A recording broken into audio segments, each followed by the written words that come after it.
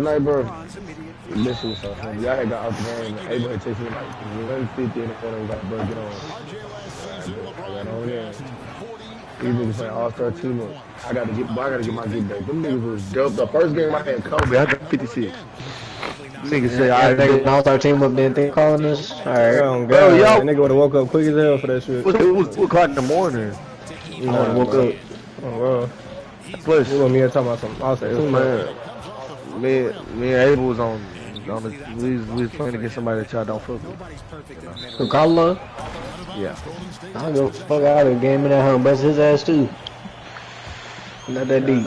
I get it. You and Abel was scared of what me and Mom would have done. One thing I don't like though.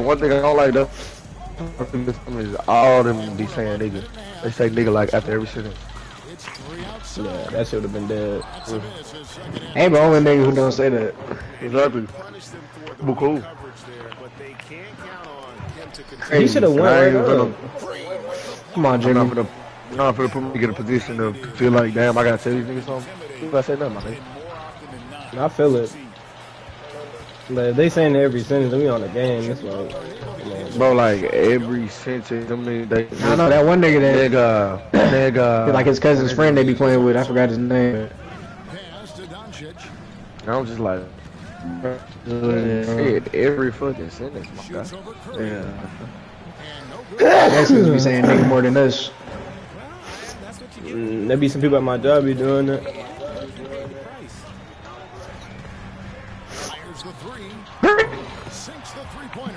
Y'all gonna scream or y'all just gonna sit here talking about very streaming. I thought he was. And Reeves has got the ball here for Los Angeles. Let me just baby this thing. Let me just go ahead and give me a low point. Shit. Nigga! What the fuck? We out. Jimmy! No. Hey! I ain't gonna lie, I'm playing with. I ain't gonna lie, go to back being my favorite team. No, they added this. They added this 7-foot nigga. I was over. And that 7-foot nigga can shoot threes. I be seeing that nigga doing side step threes on Twitter. Y'all niggas suck in real life though. The Lakers are not that good anymore on the game. Sure, we'll see. Luka like just that. slow. Nah, Mike, that nigga Mike was, I ain't gonna lie, that nigga Mike the step back 3 game winner with Luka on my ass. He know how to time that shit. I can't time bro shit. This shit slow as a bitch. Nope. I see what's going on here. Yep. Run that play too fucking much for me to beat by that shit. Shut up, nigga. Damn it. Come on, bro. I can't be everybody. I was to play. Oh yeah. Did I need that run real quick? Appreciate that game. And what? I'm gonna do a road to the basketball player. LeBron play with Colorado. I'm gonna bust him ass. LeBron Lord. Nigga, fuck y'all niggas up to speed runners, 2K, Fool's Pub, all that.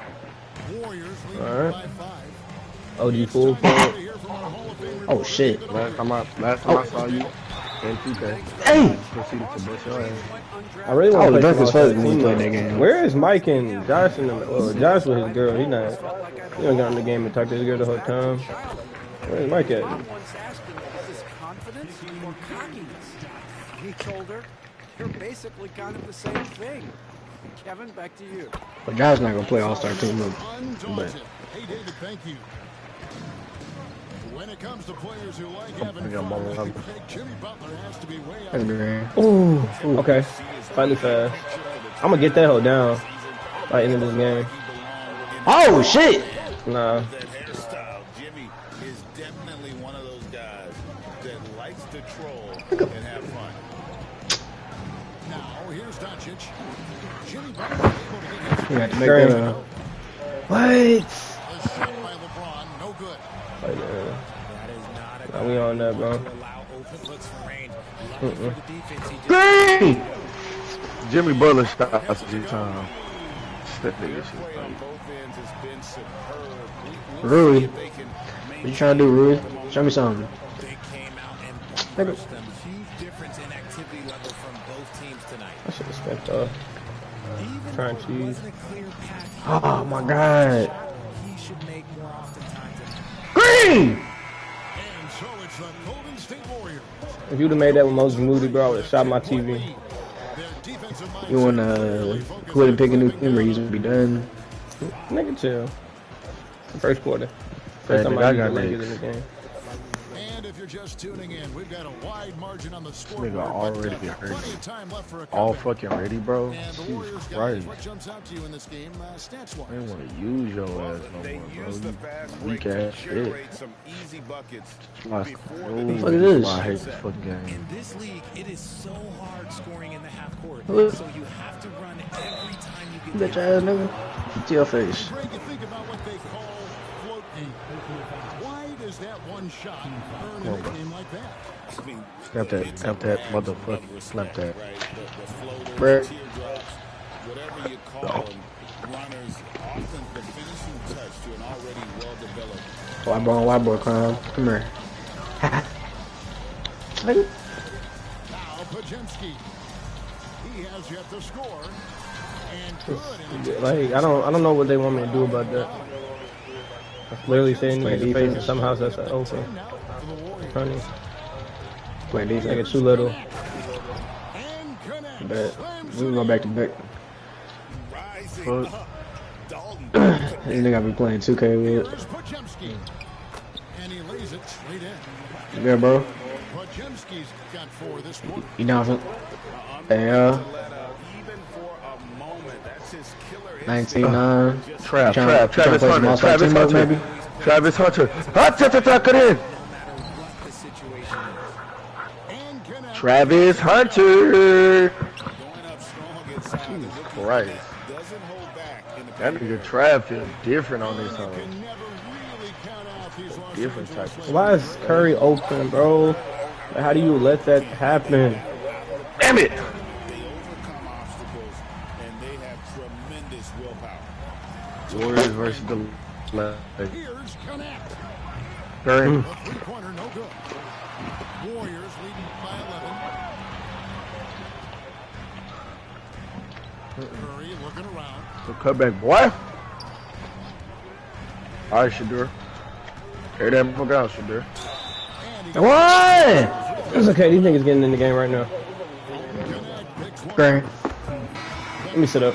Steph Curry, you played with him. What was it like Hey. seeing him day in and day out? I had the pleasure of playing with Steph the first year he broke the NBA Ah, shit. record This for O-line threes is in a so season. damn And when I ass. tell you, he Oh my was God. just scratching Bro, the surface.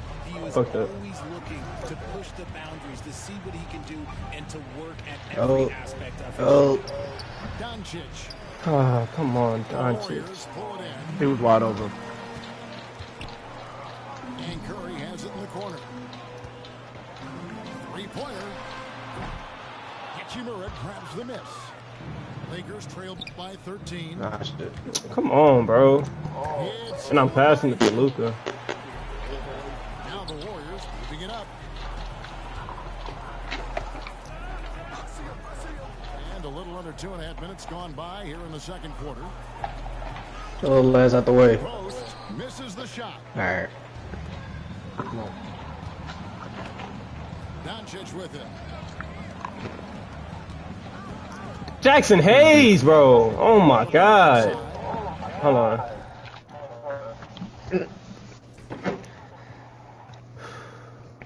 I have to do this shit every time. That's tough.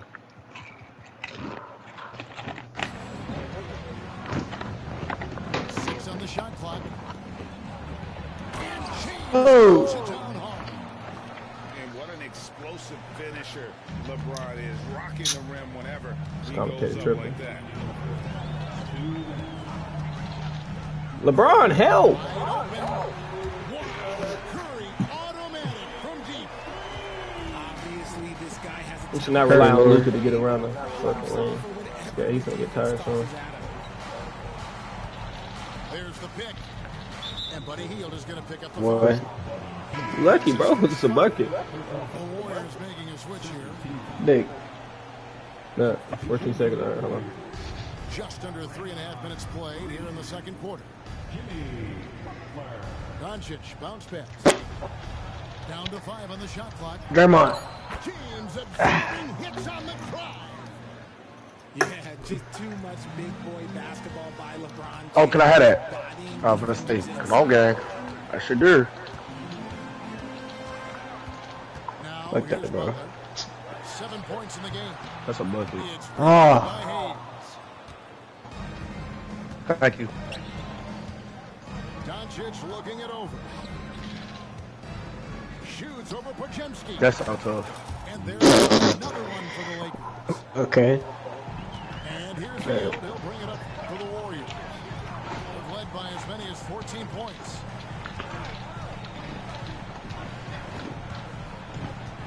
There's 49 Nigga trying to seconds cheese left so in the second. fucking bad, bro. Here's It's sickening. Ichimura grabs the miss. Lakers trail by 10. No, I'm passing. Scored by Hill. Damn. From deep Green. Screen!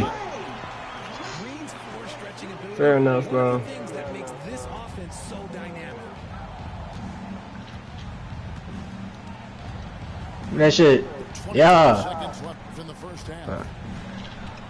Here's Nigga. Doncic. Nigga. Very comfortable Hey. down low. Man, this guy is a scoring machine. No, nigga. No. No, nigga, hit this one. No. Come on, that's my ball. And it goes Let's go. that one off. What?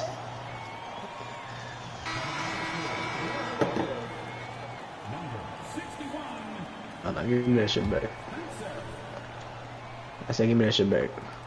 There's 10 seconds left in the first half of the game. The drive by Doncic. And no doubt, they'd love to see him get a lot more of those I'm opportunities. just saying. And that Boy. deficit will go away quickly if he does great. That's a 2. Bucket. Perfect defense. How was that open? It's been all I about could have hit that. for the Warriors. He's been a major Mother threat from fucker. three-point range. I know what I need to do. From the fall in that quarter. And don't go away. We'll be right back. We played through the first half. Plenty of basketball. The first half, left in this fellas. one.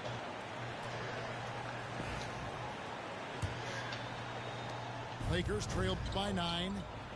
Richard, we know that not many teams have had steady core players like the Warriors have had over the past decade. Well, there's so much player movement these days, and it's hard to keep any roster intact, let alone a superstar team like Golden State. Long ass In layup. the paint, LeBron James is capable of running right over the defender. That is athletic. Outside Curry. They set the pick. Oh, fuck, I fucked that up. Inside. Here's Post. What's that mean? Jackson Hayes, And the Warriors. collard greens, chicken, smothered. That nigga baby food. Yeah, taking it right to the rim. One imagines that might be discussed at halftime. That's going to be on the film. And J.J. Redick is calling timeout. Looking for a breather. And maybe just one or two things to talk about.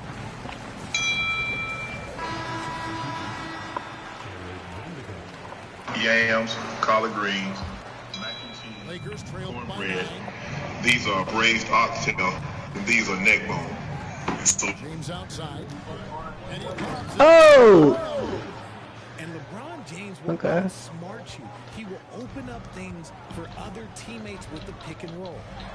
Butler. Help, Jared. By the Lakers. Pass to Vanderbilt. Count it good. Oh, man. Aggressive and assertive play they need as we get closer and closer to crunch time. Green, the screen. Good shot. Nail from three-point land. Curry's got 17 now. And this is the game plan for him, and he's a big part of their floor space. Playing that nigga Mike, he had 50 with De'Aaron Fox. All times, especially Shit kinda hurt my feelings. around the perimeter, ready to fire. Yes, he had 50 with De'Aaron Fox. That nigga was, could not miss. Shot clock at 5. Ah, Pass to Vanderbilt. Hell Lakers no. need to get a shot off here. No good from Finney Smith. That was his first time using them niggas, bro. The driving Jimmy Butler. outside, Green. What? What am I playing, bro? No, this nigga overthrew. And finding the bottom of the bucket. And he'll be shooting his first free throw of the game here. And from the line a season ago, 73%. Richard, when it comes I'm to passing it. Green, we know about his defense, but what does he give you offensively? Nah. I think it starts with his passing. Not many big men can do what he does the way he does it. And especially effective when he's hitting the three ball, stretching. Hell no. Don't say nothing. Don't say nothing. Don't say nothing. Don't say nothing. Let the game give him my fucking shit back. Play here in the second half. And the latest now from our sideline reporter, David Aldridge. David, it's all yours. Take it away. Hey, Kevin, we all know the Lakers pound the ball inside. LeBron James Really want to try and do that, but it's okay. we have attackers. That's who we are. That's what we do. We're not shooting 40 to 53s a game. We don't have the luxury of being that. Bro, Shadur, bro. LeBron drives with purpose. He wants to put the D in a difficult position whenever he gets the chance. Oh, man, this nigga is so fucking annoying. Moving once again. He is okay. one of the best. On the road again. Pass to Len.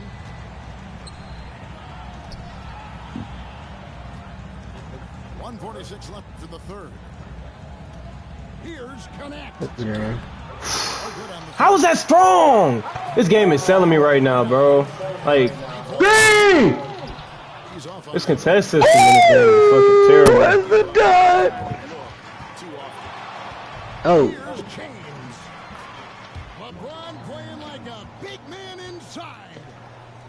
Look, a coach is going to trust LeBron James to just put up monster numbers because that's who he is. But it is nice to see him get into a nice groove like this. Here's Shit. They kick it out to Green for three. And rebounded by Connect. Fucked up my What nigga highlight. difference is this on? All-star. Drop your hackers off. LeBron outside. Oh, give me that. I'm gonna make this do it. Down the shot, so he'll Get him out of here. Travis Hunter, you ain't scored all game. It's my time. I'm getting my.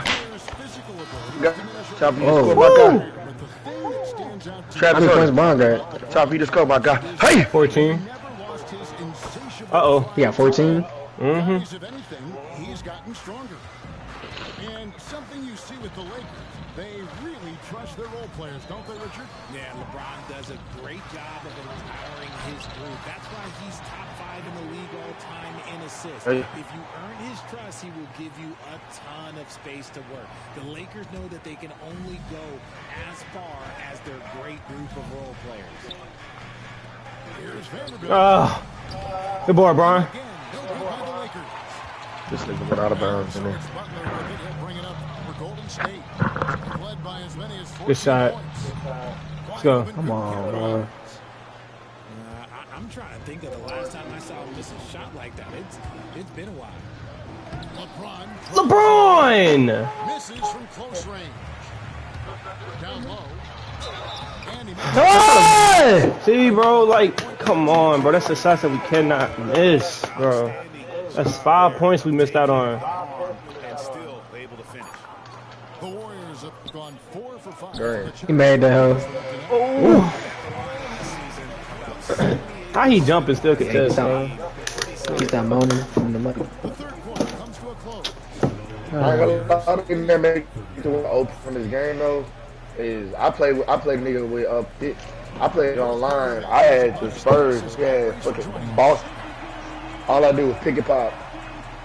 Pick and Yeah. pop the whole game. Chris Paul got diamond. And this nigga Victor with me, I'm a 7'5" with a big ass wing where he can That's what I'm catch. saying. Then you got Gary Fox on that hoe now. Yep.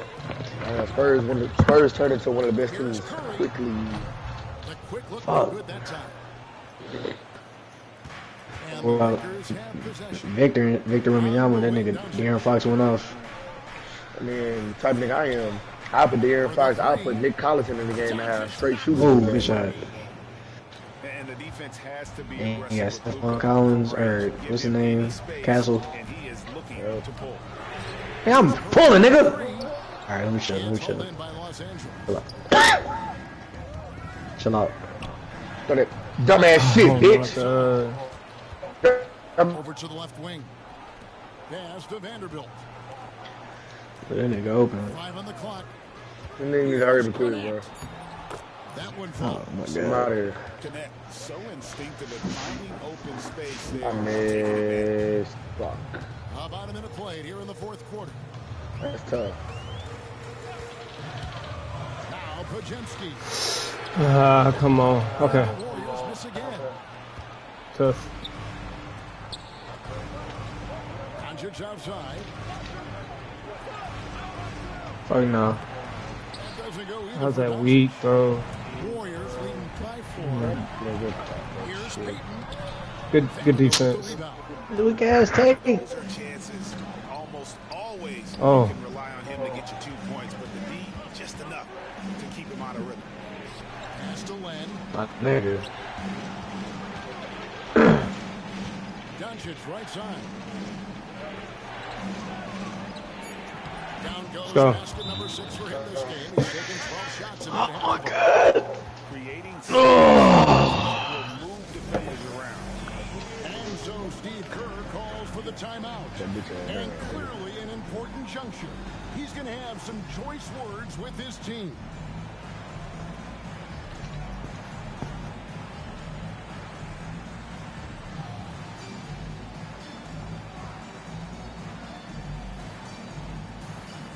Nigga, yo, motherfucking ass nigga, fuck, I'm gonna grab his easy, With our man. reporter, David Aldridge. Thanks, Kevin. Well, Steve Kerr talked to his team during the break. He told him he liked the way they were working. But he I don't said, get no. really get after it. All we need is a couple of stops. Keep your focus. Don't catch that See if they nigga. can Don't close catch it that out. nigga. Kevin? Don't catch that Okay, nigga. David, Don't much catch. appreciated. He caught him. And J.J. Redick is called timeout. He's clearly intent on wanting to lock in and make sure everyone's on the same page. And J.J. Redick is called timeout. Wants to make sure everybody's coordinated and intent. Things not going their way, and he wants to just try to talk this one over. Let's do it. If you ask me, you have the momentum, and coach wants to find a way to try and stop it. The Warriors leading. Last quarter of play, about 2 minutes in now. Over in the corner, Green. Healed outside. Tries the spin move.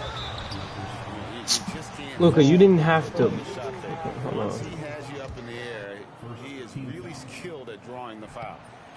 What the fuck? Why did he So stop? far, a scoring breakdown. Why did he stop?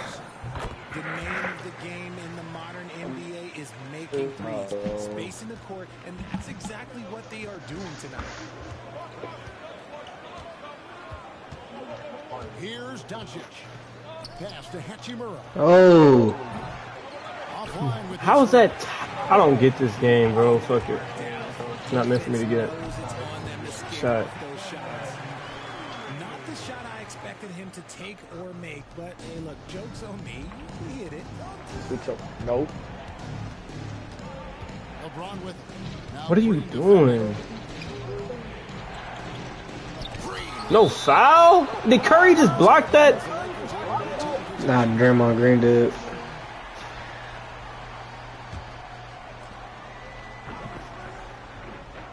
on the wing, Reeves. Lock at 6. Over a heel. Reeves can't hit. Warriors leading by 6. Nigga. One by Reeves. James wide open. No, nigga. And he buries that one, drilling the rim on the way down. I'm sorry, just who else would you want it shooting there? LeBron James. Back just up. so calm under pressure. Here's Butler. Outside for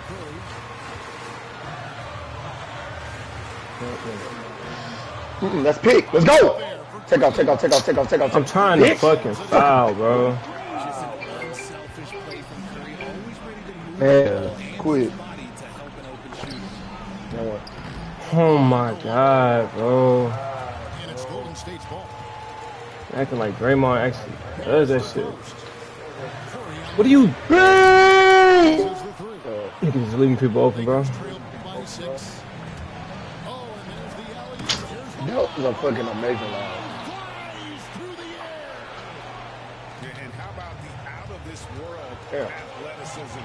I see how I have to play. Look at my team defense right now, and that's open. Reeves has got the ball here for the Lakers. All the way.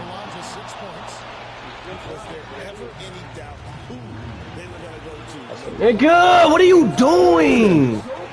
I wanna. Butler, no stranger to these pressure situations. A big-time game who knows how to take over on key possession.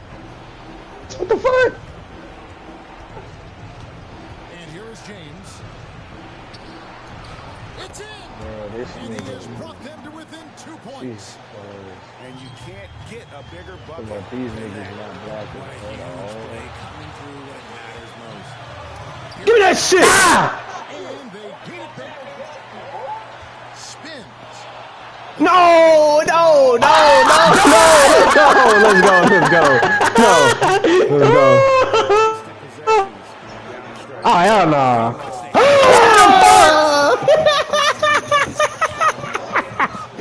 Let's go, big shot.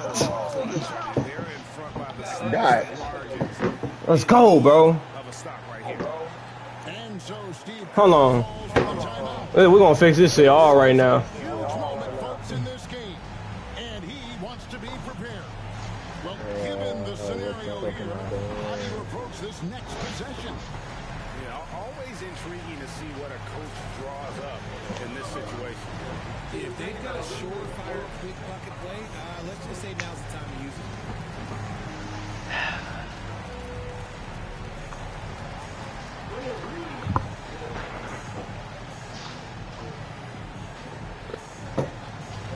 Here we go. Going into the fourth. Travis Hunt got 200.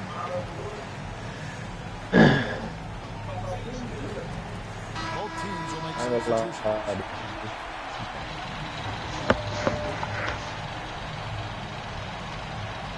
I threw a pick. 23 seconds left to play in the final quarter. Here's I threw a pick. No, I'm done. I'm so done, That bro. nigga dunked on that nigga for the fucking game. That's tough. Obvious. Brick. I'd be pissed. I'd have been pissed off. I ain't gonna lie to you. I'd have been.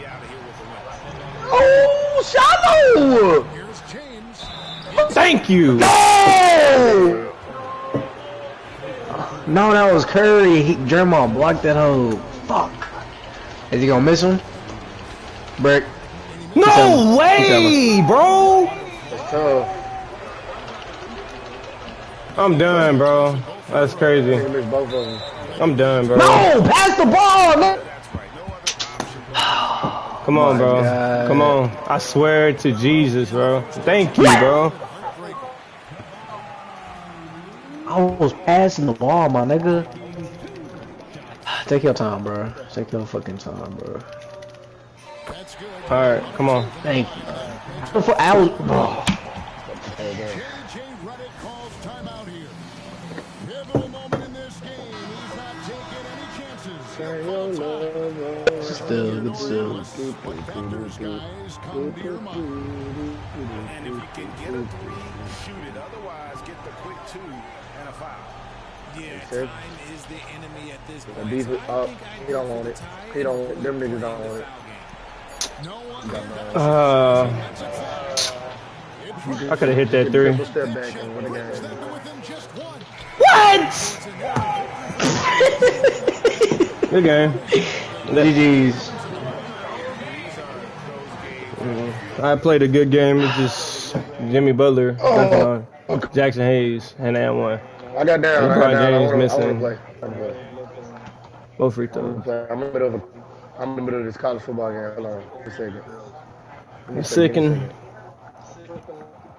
Chicken. I mean, Curry shot 6 for 11, so. I need that pick. I need it. Travis Hunter. Everybody Travis else. I mean, Hunter. Jimmy Butler Travis Hunter ain't shot got one 5 all for game. 15, He ain't bro. got one all game. Travis Hunter. I give y'all an option. We could do All-Star Team Up 2v2 or play in our tournament. Winners play each other, losers play each other.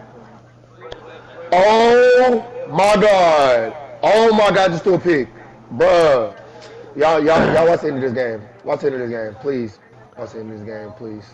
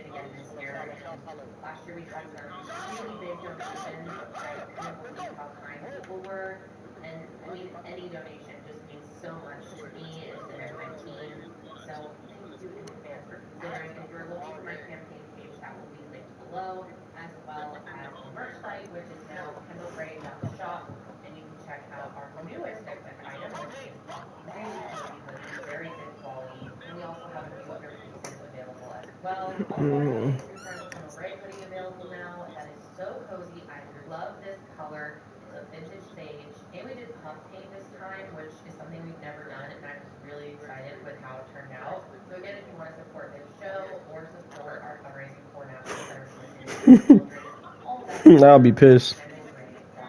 I would have ran the ball more to the middle and then kicked at her. But he was on third down with 2 yards. When he kicked the field goal. Never mind.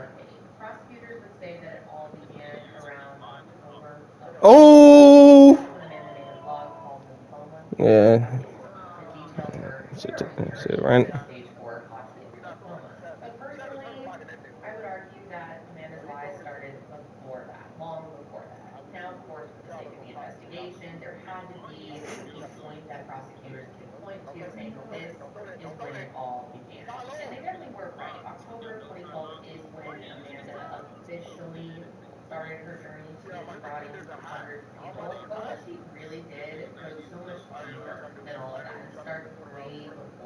Oh.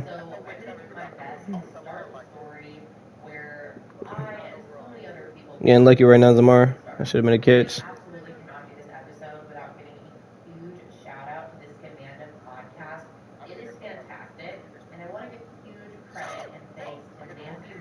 Oh.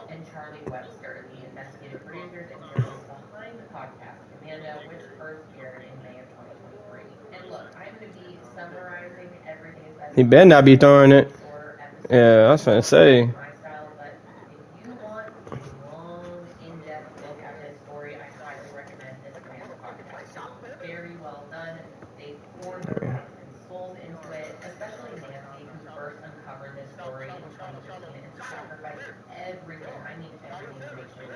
Why did you not run the clock up? This nigga scared.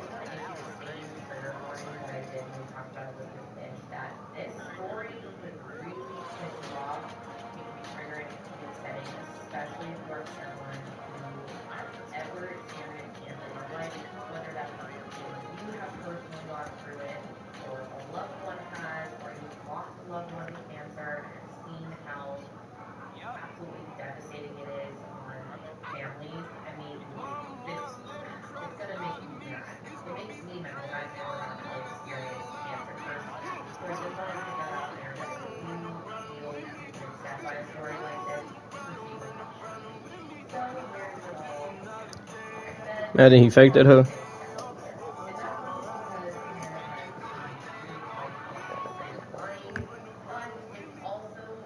He can make this on. This nigga try. Nigga suck. Overtime. Bro. Oh my. College student living in the Bay Area, and it was around this time when she was first introduced to the Riley family. Because the Riley family was looking for someone that they could bring into their lives to help uplift and motivate their daughter, Jamie. They were hoping they could find someone to cheer Jamie up and give her a sense of normalcy because at just 8 years old, Jamie had been diagnosed with leukemia. Leukemia is terrible. It is so hard on the body, and those of you who have had experience with it, whether that's yourself or a loved one, you know how awful it can be. And she was so sick that she has to be isolated from society for the most part because if she were to get sick with any, common cold or illness, it could literally kill her. And as you can imagine, this was absolutely heartbreaking for her mother, Alita, and her stepfather, Corey. Well, maybe not Corey, I don't know. I'll explain more about her later, and that will make more sense. Alita wanted more from her daughter, who's actually Alita's sister, who said that she was the perfect person to come and cheer Jamie up. And that was, drumroll please, Alita's sister actually knew Amanda from their local gym, and she said that she was always there practicing cheerleading and dancing. She described her as a kind, bubbly, warm person, everything that you would want a third dimension to cheer up your kid. So they decided to bring her into their lives. Amanda was brought in to teach cheer and dance, spend time with her, and once she was part of their lives, they truly know what it is. She really just fit into their family like a glove. They were so comfortable with her, and everyone loved her, including their 6-month-old daughter, Jessa. And as the years went on and children grew up, Amanda stayed in their lives. And eventually she would be what they described as their school older sister. I really can't stress enough how perfect everything was. Honestly, she probably could have been called Amanda Riley before she actually became O'Reilly. Yes, you heard me right, I will explain that, but that's how much of a part of their family that she was. But unfortunately, all the sunshine and rainbows disappeared as quickly as they came. The exact year is unclear, but as little as 2 years after Amanda came into their lives, Corey ended up packing his bags and walked out on his wife, daughter, and stepdaughter. And this all happened very suddenly. It was super shocking for the whole family. One day, Corey just packed up all his shit, put it in a U-Haul, and said he wanted to leave the marriage without even talking to Alita first. Literally, he's doing all of this while she's at work, and her daughter Jamie had to be the one to call her mom and let her know what was going on. I cannot imagine what that would have been like. But looking back, I can't imagine that Jamie was that surprised. In an interview that she shared on the Smarter podcast, Jamie shared the sad reality that she faced while living with her stepfather. Before he just up and left, Jamie said it was very clear that he favored his biological daughter Jessa over her. She explained that Jessa would always get these extravagant, really thought out Christmas gifts, and she would always get less expensive gifts that he didn't really ever involve into. And that's not to say that she wasn't grateful. I mean, she definitely was, but every child in a family deserves to feel that they are treated equally to the other kids in the family. It's really hard as a child to feel less important and less loved by a parental figure. And this went beyond gifts. It was also just basic human needs. For example, Corey would make meals for him and for Jessa, but he would straight up neglect to feed Jamie, who, keep in mind, had cancer. And there's a lot more to all of that, but yeah, for the most part, I don't think it was a huge shock to Jamie that Corey just wasn't there. I mean, it was super out of character for him. But his wife, Alita, she was absolutely stunned. And it was even more shocking to her when she found out that Amanda, this teenager that she invited into their lives, was going to be marrying her ex-husband, Corey. That's right, people. Amanda, who was at the time in her early 20s, got married to Corey, who was in his mid-30s. I do want to note that exactly when the relationship between the two of them began is unclear, but whether it was weeks, months, or years later, it certainly doesn't change the strangeness of it all. Now, Alita said that she I'm finna use the restroom real quick. Y'all text the group chat when y'all back. We running All-Star team up, right? Really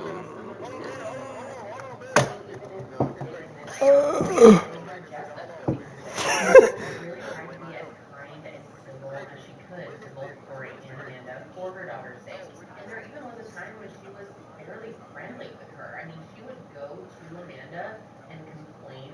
If you don't score right here, you gotta quit to make them win. Oh. All right, gotta go.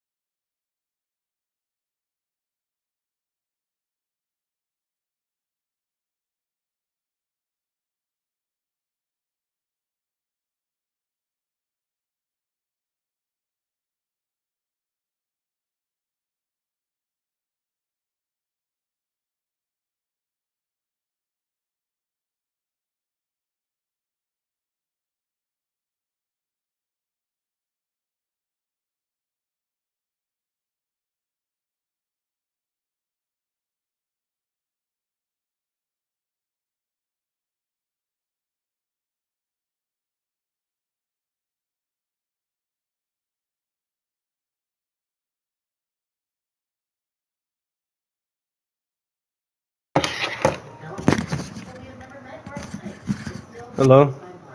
Generosity of our family and friends, especially through the church. But when complete strangers want to help, I can't even explain the emotions. What joy!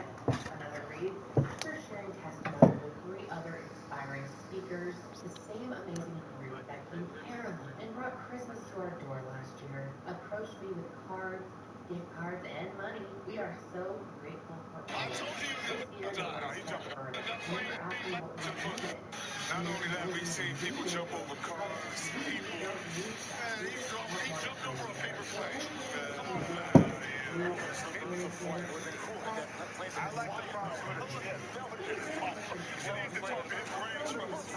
Hey, Kenny, I'll fire everybody up for this. Come up with that one. Like one of those blimps in arena blimps. The list goes on and on. The opportunity to have memories and experiences with each other, friends and family, is the most special thing to us right now. We're truly so grateful and humbled once again by God's goodness and your generosity. So as you can tell, there were no shortage of people that wanted the best for Amanda, wanted to help in any way they could, wanted to see her get to experience her children growing up, to prolong her life as much as possible, and make every second that counts beautiful. And whatever sacrifice these people had to make, Yes, sir. they were going to have it. And eventually, Amanda already had a second baby, which they called their miracle baby. In a blog post, Amanda shared with the world that she had become pregnant with their miracle baby, and that they were so excited and shocked. She said that doctors told her after 8 rounds of chemotherapy, it was virtually impossible for her to become pregnant. Not to mention the fact that she had claimed on her blog that she had an IUD because she knew the dangers of getting pregnant while undergoing chemotherapy. And the good news didn't end there, because 8 weeks after announcing her surprise miracle pregnancy, Amanda told everyone that she was now cancer-free. In her own words, she said, "This pregnancy reversed the cancer." Yeah, you heard me right. You guys, I literally can't make this up. She said the pregnancy reversed the cancer. And I hate to break it to you guys, and I know I just said she was cancer-free, but unfortunately for Amanda, the cancer came back when she was 38 weeks pregnant. And this time, the cancer had metastasized to her lungs and was reclassified as stage 4. But don't worry, her son was not affected by any of the chemo and was born completely healthy. A miracle. Now, if you remember when we talked about Elizabeth Finch, one of the ways that people started catching on to the lies was because she had lost her hair, she shaved her head, but she still had her eyelashes and eyebrows, which doesn't make any sense. And Amanda said in her blog that she decided to shave her head before she lost her hair naturally from chemotherapy, which is something very common that people going through chemo will do, and it can be very empowering in a way for people to shave their head when they know they're going to lose it to chemotherapy anyway. But when she did start going through chemo, she didn't appear to have any actual symptoms of it. But just like Elizabeth Finch, she also had all of her other body hair. Her weight stayed exactly the same, her skin was healthy and clear. Amanda really never looked like she was actually sick. The only way that you would really know that Amanda had cancer is if you knew her personally, or had heard her speak somewhere, or read her blog. But people were so blinded by her strength and courage that they didn't look at what was right in front of their eyes, which was a totally healthy individual. Maybe not mentally, but definitely physically. And really it all goes back to the blog. If she didn't look sick, how, besides preaching at her church, was she going to convince people wholeheartedly that she was sick? And the answer is that goddamn blog, because you need to understand, Amanda had so many pictures of herself that made her look like she had cancer, that she was in the hospital, and not just big waiting room photos. No, these photos that she took were, at least at first glance, pretty convincing. They were photos of her hooked up to machines, photos of her with an oxygen tube, photos of her in different oncology centers. The list goes on and on. And every photo was accompanied by a detailed blog post where she would specifically give details about her treatment. She would talk about what drugs she was on, what hospital she was at. Everything was very specific. However, one thing that Amanda never did was share the name of her so-called doctors, which also reminds me of Elizabeth Finch. But what's so crazy about all of this, and what honestly kind of makes me laugh is the fact that Amanda had to go into such detail to really sell this story to people, but it was all that detail that made unraveling her story that much easier. So I mentioned at the beginning of this episode that Nancy Muscatella was the investigative reporter and producer responsible for ultimately bringing Amanda down. And without her, Amanda would likely still be out there scamming people. And Nancy's story goes back to 2015, so 3 years after Amanda created the blog. That year, Nancy received an anonymous email tip from a person who was saying that there was someone in their hometown who was faking cancer. They said that this woman was claiming to have stage 4 blood cancer, had somehow worked their way into a leadership role in the church, and was using that to solicit money, likes, gifts, you name it, from people within the church and also people through her blog. And of course, this piqued Nancy's interest, so she began her investigation by looking at Amanda's blog, which was sent to her by the anonymous tipster. Now, of course, and Nancy has said this herself, that accusing someone of faking cancer is a major accusation. If you get that wrong about someone, that is absolutely career ending. So she knew from day one that she had to be very, very confident and thorough if she was going to take this story on. But despite the fact that proving this would be very hard and time consuming, she wanted to pursue it anyway because she had been directly affected by cancer in her own life. It was something very close to her heart because Nancy's sister sadly lost her battle to cancer. So the thought of someone lying about having it, not to mention profiting off of it, was absolutely worth the risk. Now, because at this point the blog had been going for 3 years, she had 3 years worth of posts, images, and facts to kick off her investigation. And understandably, this was all going to take a lot of time. But one thing that she had on her side for all of this was her experience with cancer through her sister's battle. While of course she didn't know everything, she did know a lot. And one by one, there were things in the blog that didn't make sense. But like I said, she wasn't an expert, so to be absolutely sure, she reached out to another friend who had experience working with cancer patients. Alright, I've been here before y'all game. You finished. So. And when they looked through the blog together, everything that Nancy Been here since y'all game finished.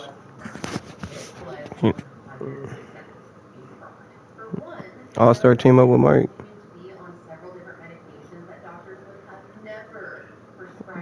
This nigga just joined off the PS5. Am I tripping?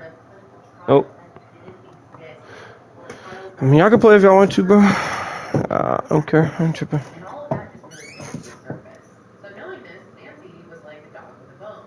She wanted to know more. She wanted to get to the bottom of it all, but she knew she had to be very cautious when doing this. So to start, she began looking at Amanda Riley's history beyond what was posted to the blog.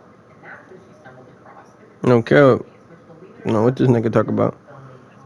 Nancy saw that alongside Amanda's cancer battle, she was also dealing with a custody battle, which did not look pretty.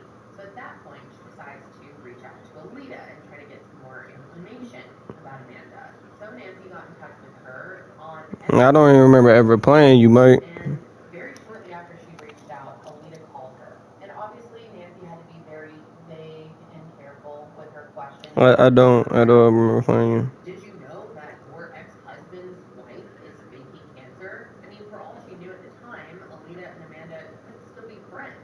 And she certainly didn't want to alert her of what exactly she was doing if that was going to mess up her entire investigation. But as you know, Alita and Amanda are not friends, and she had quite a bit to say about her. She told Nancy that all Amanda and Corey do is lie. And once she knew all of this, it was game on.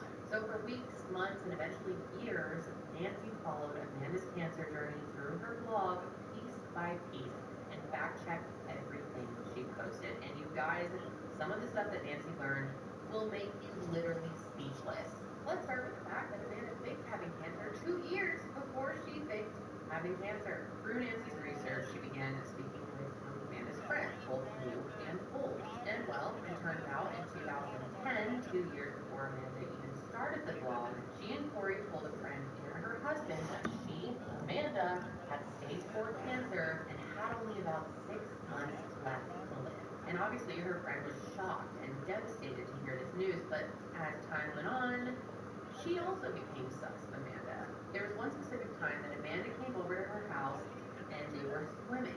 And she realized that Amanda had a small bandage behind her ear. And so she asks her what the bandage is for. And Amanda then tells her that earlier that morning, she had some fluid drained from her brain. Yet here she was, swimming without a care in the world, dunking her head underwater with just a tiny little band-aid over the spot that they had just drained fluid from her brain. I mean, you cannot make it up.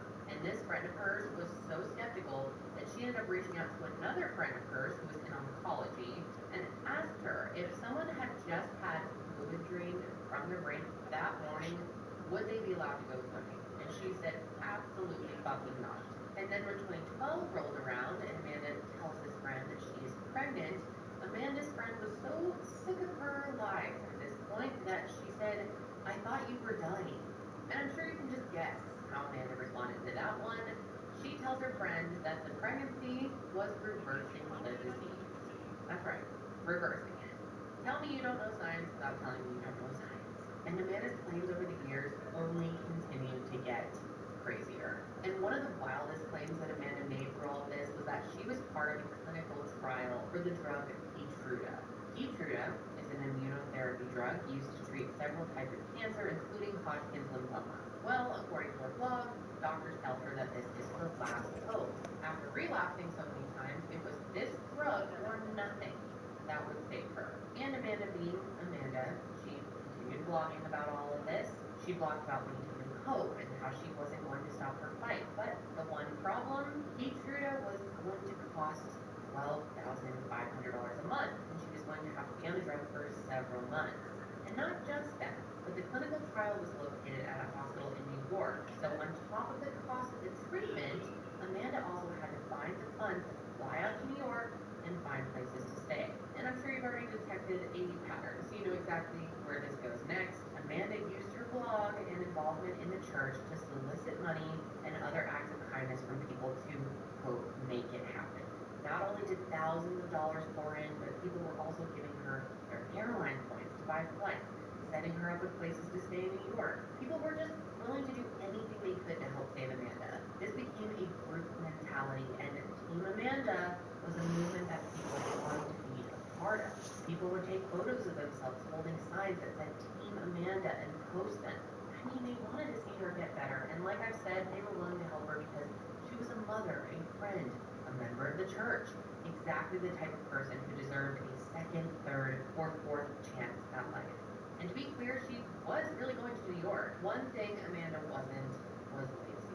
She wasn't just a keyboard warrior, as they put it in Amanda. She went out and did the legwork. She was really going from hospital to hospital, taking pictures and collecting whatever she needed to make it look like she had cancer. And I know this all might be really confusing, like how do you do this? But you can be obviously admitted to the hospital for other reasons. And even if it's just like hydration or you're sick or, you know, you can just go to the hospital sometimes. And she was taking pictures of things that weren't actually the treatment she was claiming to get. They were other things that were happening, other experiences in the hospital, but making it look like she was being treated for cancer. But getting back to the clinical trial, the money wasn't even the craziest part of this ordeal. It was the fact that Amanda said that out of the kindness of their hearts, her doctors were going to start allowing her to start administering the treatment to herself at home. That's right. Instead of having to fly back and forth to New York every couple of weeks, she was going to be able to stay home for the holidays and inject herself with the Keytruda treatment. And when Nancy saw this, she was like, oh, hell no, that is not how clinical trials work at all. But to be absolutely sure, she called up the hospital herself and asked them if that's something they would do. Now, something that I haven't explained yet, but I'm sure a lot of you already know this, HIPAA laws play a big part in this investigation because there are some things that you just can't request information on. If you aren't familiar, HIPAA laws were created to protect a patient's personal health information from being disclosed without their consent or knowledge. And it's a very important law, but it obviously made Nancy's investigation harder. So obviously Nancy can just call up a hospital and say, hey, does Amanda Riley actually have cancer? I mean, even law enforcement, which I will get more into, can't call the hospital and get information like that. without a warrant from a judge, it's a complicated situation. And so obviously Nancy was forced to get creative. What she could do was ask if there was a Keytruda trial happening at that time, or if they would allow these situations.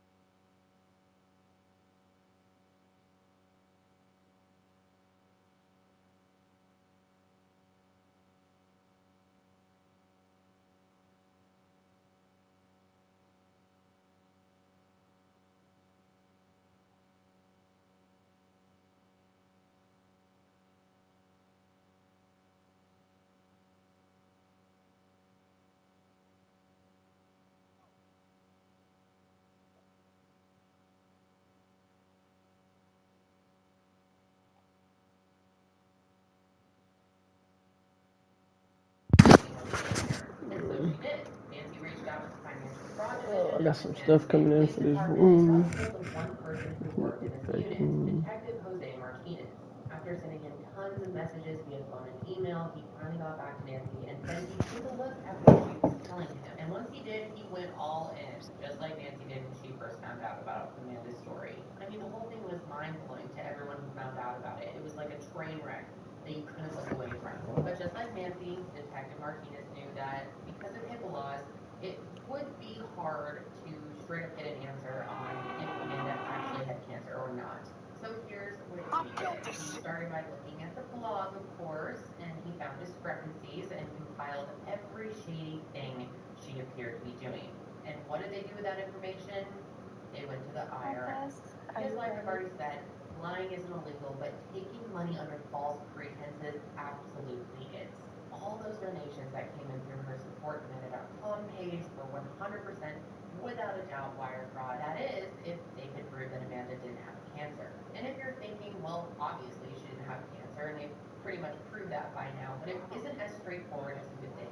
The IRS had to conduct their own investigation to prove her claim for false, to then prove the solicitation of money was acquired under false pretenses. And they can't just take Nancy's word for it, although I wish it were that easy, but nothing about this was easy. I mean, even just getting in touch with someone in the IRS took months.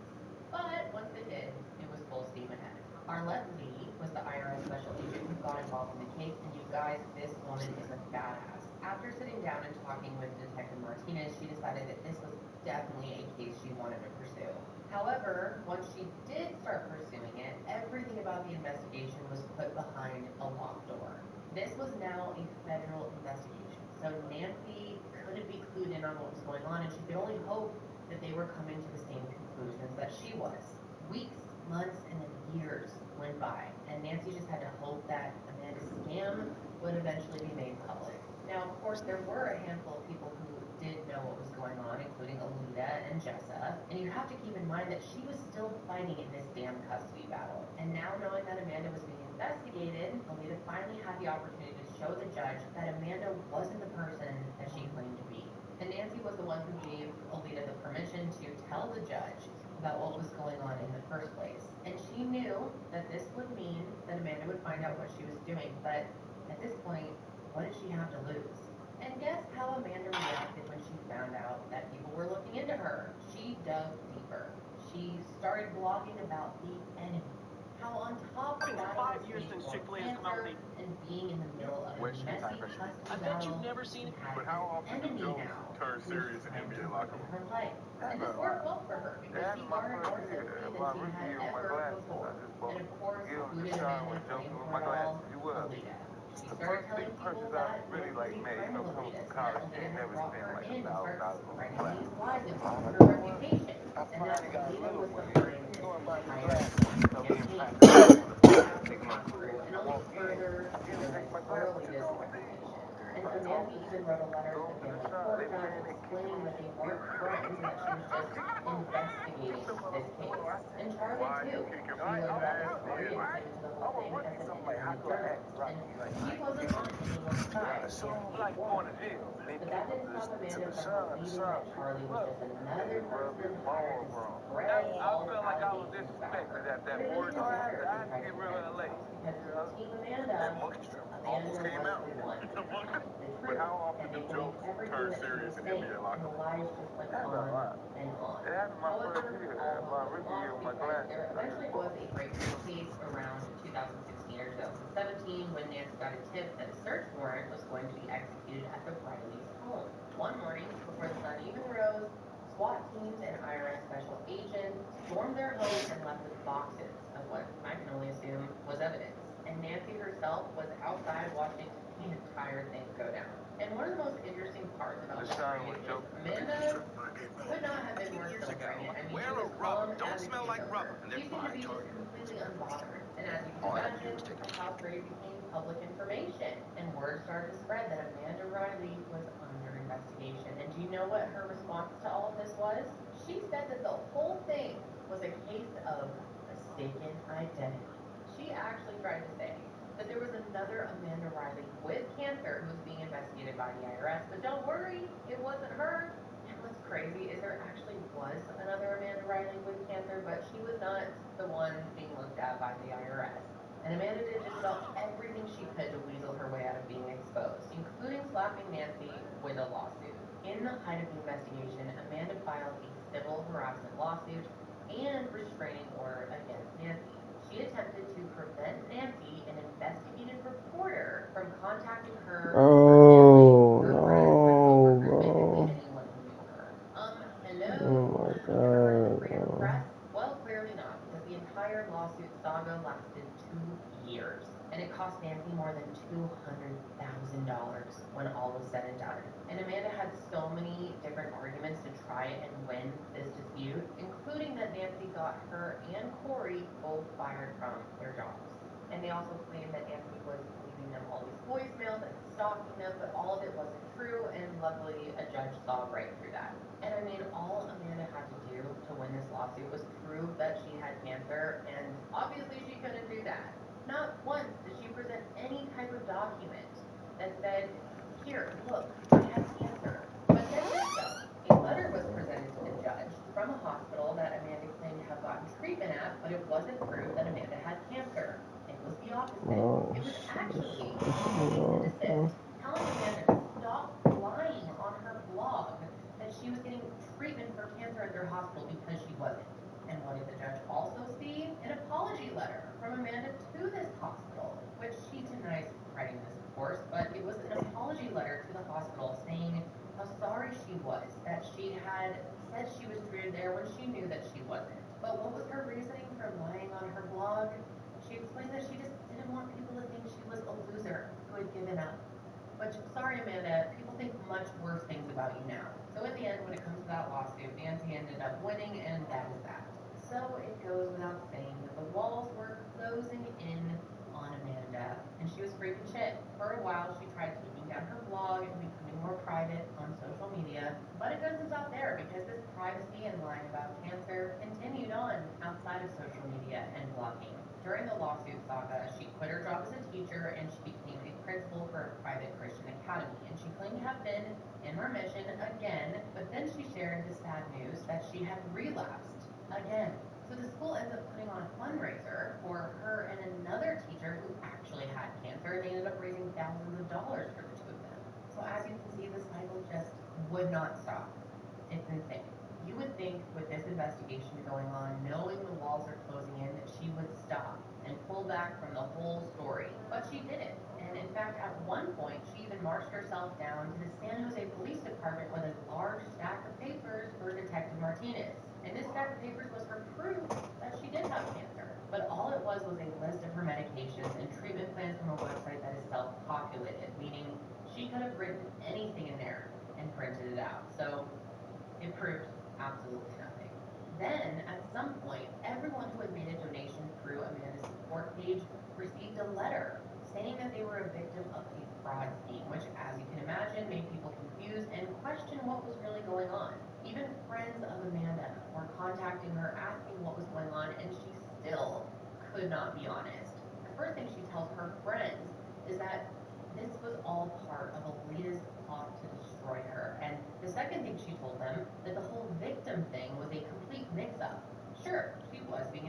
by the IRS, but it was only because she didn't know she had to pay taxes on the donations that she was getting. She explained to them that once she paid those taxes, everything would be fine. This would all go away. And some people took her word for this, but a lot of her friends began to genuinely question her. And for those who did question her, Amanda gave some strong reassurances that she was telling the truth. One friend even FaceTimed her while she was in the hospital, hooked up to all these machines so that she could say, here, look, I really am sick. I really am in the hospital. I really do have cancer. And it looked believable, so much so that people felt bad for even questioning her in the first place. And there were many victims of Amanda's scheme that didn't end up getting letters and had no idea that Amanda was actually a criminal. And that's because the IRS could only send letters to people who had sent Amanda money over the wires, hence wire fraud. If you gave her cash, gift cards, airline miles, meals, presents, anything of that nature, you were, legally speaking, not considered a victim. And that matters because when I tell you the criminal complaint outlined 349 victims whose donations totaled $105,513, that just isn't the full picture. It's much worse than that. Nancy and Charlie say that they at one point tried to calculate exactly how much Amanda scammed from people by looking at all the cash donations and gifts and things like that. And they weren't even able to figure it out completely, and they lost track around $80,000. And so I think it's likely safe to say that Amanda had closer to 400 victims and conned people out of closer to $200,000. And it could be more, could be less, but it's much more than what they were able to actually hold her accountable for. IRS Special Agent Arlette Lee filed the complaint officially in 2020, and in July of that year, 4 years after the raid took place, Amanda was finally arrested and indicted for wire fraud. And the thinking at the time was that she was probably still going to keep up the ruse and plead not guilty, but to the shock of many, Amanda did end up pleading guilty in a Zoom hearing in October of 2021. But despite pleading guilty, Amanda has never admitted that she faked having cancer to this day. But 36-year-old Amanda Riley was ultimately sentenced to 5 years in prison, 3 years of supervised release, in order that she pay restitution to her victims. And sadly, this restitution does not legally include anyone who gave her cash or other goods and services.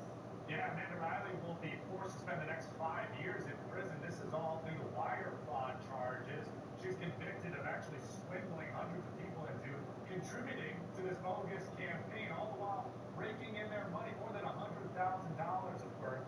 This is all according to the U.S. Attorney's Office here in Northern California, which says Riley convinced 349 different organizations and people into believing this story, that she was diagnosed with Hodgkin's lymphoma. That's a type of cancer. Riley went to great lengths to maintain this deception for 7 years. Went so far as to shave her head, falsify medical records, forge doctor signatures, and even sue one person who suggested that she was faking it. It wasn't until the IRS began investigating in 2019 that this lie was ultimately uncovered. After her 5 years in prison, she'll have to have another 3 years of supervision, and then as for that $105,000 that she took from these unsuspecting people, she'll be forced to pay that back. But her prison sentence Who's ends OKC? in November of 2022, and she is serving her time at a federal prison in Fort Worth, Texas. But Amanda's charges were the first of their kind for the IRS, and they will set a precedent for other cancer-based frauds in the future. And as for her response to all of this, Amanda's public defender says that she recognizes the seriousness of her offense and that she is extremely remorseful and determined to do everything possible to both make restitution and earn the forgiveness of the people she has hurt. And personally, I believe the only way she can truly start to make amends in this situation is by admitting the truth, and she is just not willing to do that. Hell, even after Amanda pleaded guilty, there was some time between that hearing and the sentencing where she, Corey, and the boys moved to Texas. And they figured out that even after pleading guilty to wire fraud, Amanda continued to keep up her cancer ruse in another state. Luckily for everyone, though, Texas hospitals have an internal database that allows them to communicate amongst themselves. So when she went to a handful of different hospitals claiming to be sick, a red flag was thrown in the system and she was eventually stopped. And a huge reason why Amanda was able to get away with what she did for so long was because, at least at the time, California didn't have that same type of database, and this just allowed Amanda to hop from hospital to hospital without detection. So that brings me to the final chapter of this case, the how, the why, and the who. Why did Amanda do this? How was she able to do it for so long, and who else knew? So let's start with how. We know from Amanda's blog that she was posting pictures of herself in the hospital on many occasions over the years, and she actually wasn't being treated for cancer. How did she get these photos? Like I explained earlier, you don't actually need to be sick to be admitted to the hospital. If Amanda went in and said she had cancer and was feeling dehydrated, they're not going to run all these tests to prove you have cancer. They're just going to treat you for dehydration. Honestly, she probably didn't even have to mention she had cancer. She could just go in, say she had symptoms, and be given the medical attention regardless. And once she was in the hospital, what's stopping her from taking several different photos, changing up the location, so that it can look like she was in the hospital for a lot longer than she was? And nothing and no one was stopping her. Not even when she went to cancer support groups. That's right, you guys. She would go into cancer support groups and try to gain sympathy from other people who were actually sick. God, it just disgusts me.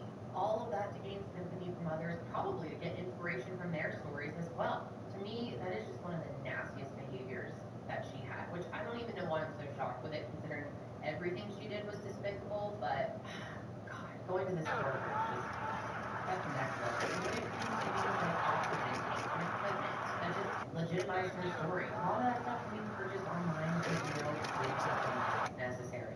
Her scheme was so complex, yet so easy for her to pull off at the same time. So now let's talk about why.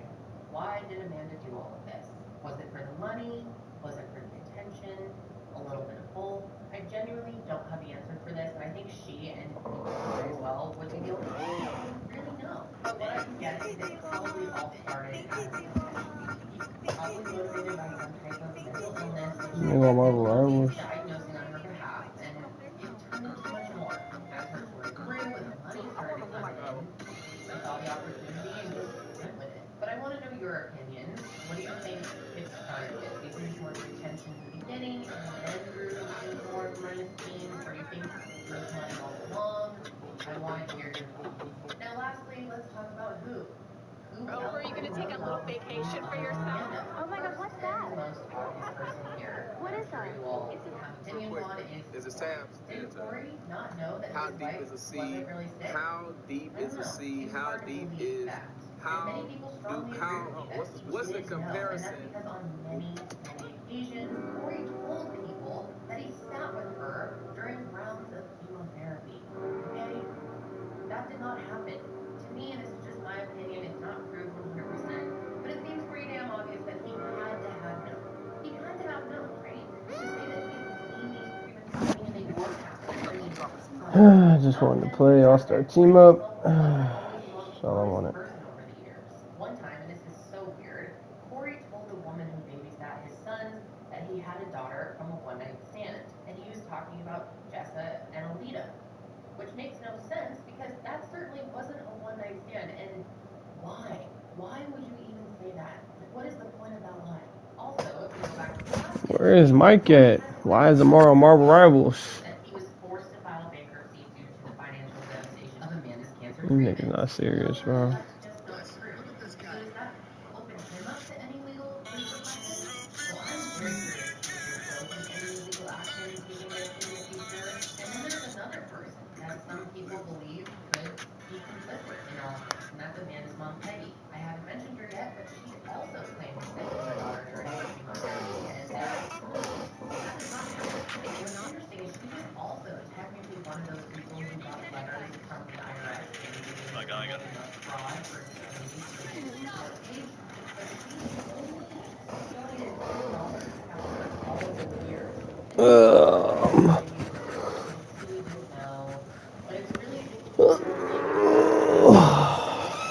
I would love to play Uno. Uno.